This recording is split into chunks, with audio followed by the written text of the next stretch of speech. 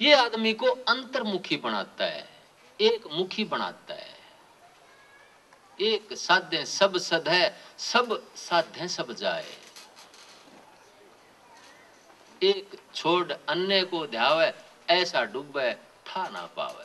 ये महात्मा कहते हैं कि एक की भक्ति कर लो, और वो एक कहाँ है? वो एक आत्मा के अंदर वो कुल मालिक बैठा हुआ है। जगह जगह माथा फुड़वाने की जरूरत नहीं है।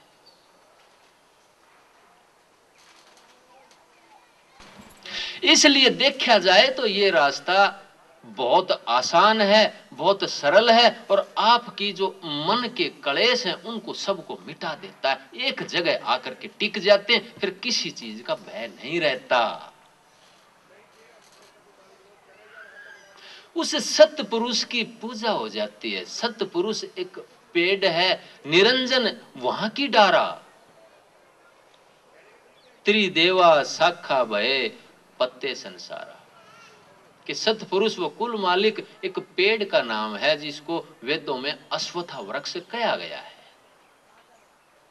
जो निरंजन, जो काल महाराज है, निरंजन वहां की डारा, उसकी मुख्य डार है। त्रिदेवा शाखा भय, जो तीन देवता ब्रह्मा विष्णु महेश, उसकी तीन शाखाएं हैं। और पत्ते संसारा, और ये सारा संसार उसके पत्ते हैं। इस सतपुरुष रूपी पेड़ में पानी दे देंगे तो उसकी डार भी, उसकी शाखा भी, उसके पत्ते भी, सारी उसकी धाराएं हरी भरी रह जाएंगी ना। अगर जड़ में पानी देंगे तो पेड़ जिंदा रहेगा, लेकिन हम तो अलग अलग पत्तों को पकड़कर बैठ गए हैं, उनमें पानी दे रहे हैं, तो वो पेड़ जिंदा नहीं रहता। वो मन के संशय नहीं मिटते।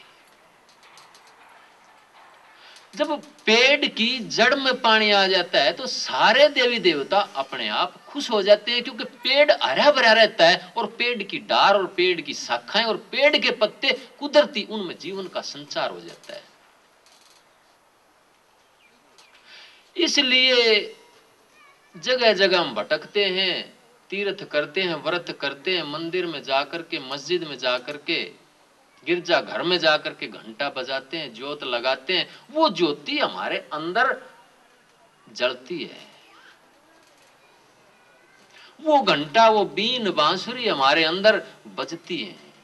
इसलिए जब अंतर का भेद मिल जाता है तो सारी बाहर की पूर्ति खुद हो जाती है। बाहर के संसार में भी और अंतर के संसार में भी कुदरती सफलता मिलने लगती है आदमी को। तो ये मार्ग स्वामी जी महाराज ने जो दिया,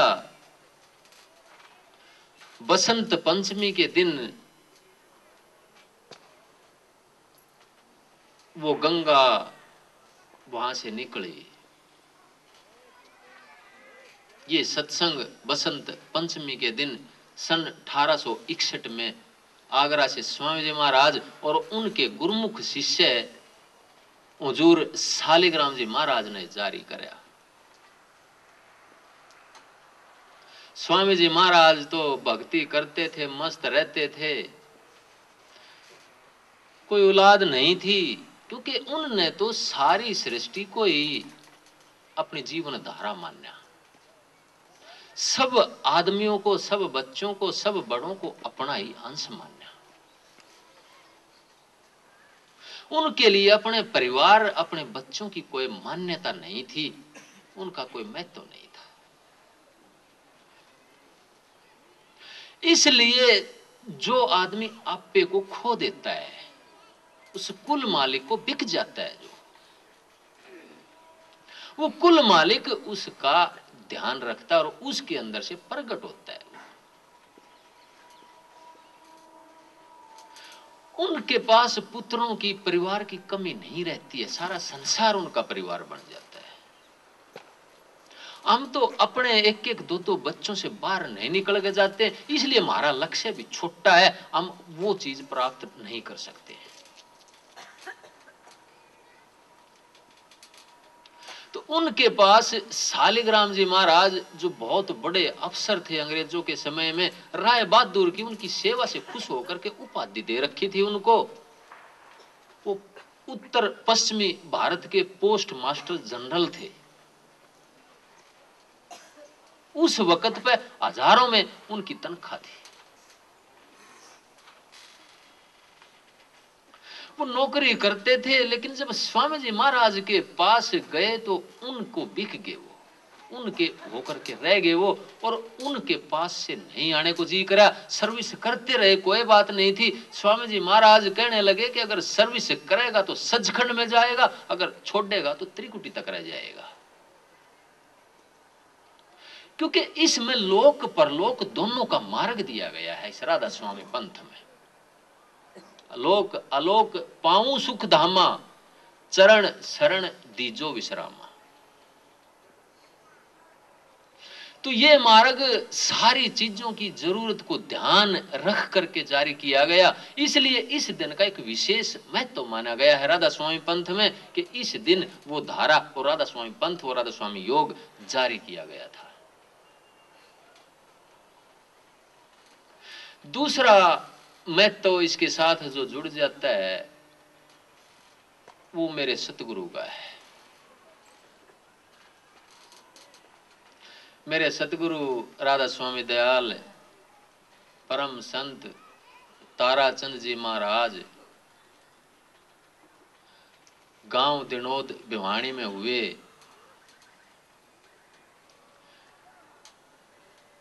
उनके लिए जीवन में इस दिन का एक विशेष महत्व था। वो इस सत्संग से पहले एक प्रथा उन्होंने चलाई थी कि वो महीने 2 महीने का मौन रखते थे।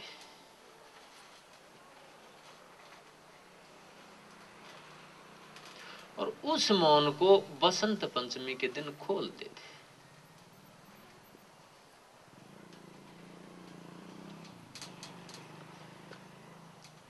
बसंत पंचमी के दिन मंगलाचरण गाकर ही खोलते थे वो। मेरी तो एक कोशिश है उनके कदमों पे कदम रख के चलने की। एक रीस है, महापुरुषों की रीस करना भी कोई बुरी बात नहीं है। अच्छे आदमियों के रास्ते का पालन करना कोई बुरी बात नहीं है। मैं तो इस योग्य नहीं हूं कि उनकी ऊंचाई को, उनकी आत्मा की ऊंचाई को छू सकूं, लेकिन एक कोशिश है कि उनके दिए हुए रास्ते को आगे बढ़ा सकूं।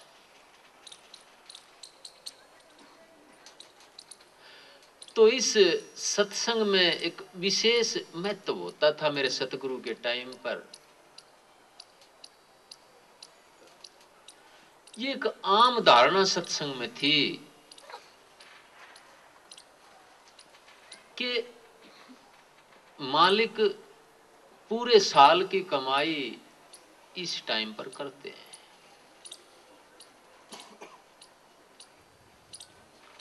यहां तक जिनका विश्वास था, यहां तक विश्वास करते थे कि इस सत्संग में जिसके ऊपर कुल मालिक सतगुरु की नजर भी पड़ जाएगी तो उसके कर्म कट जाएंगे।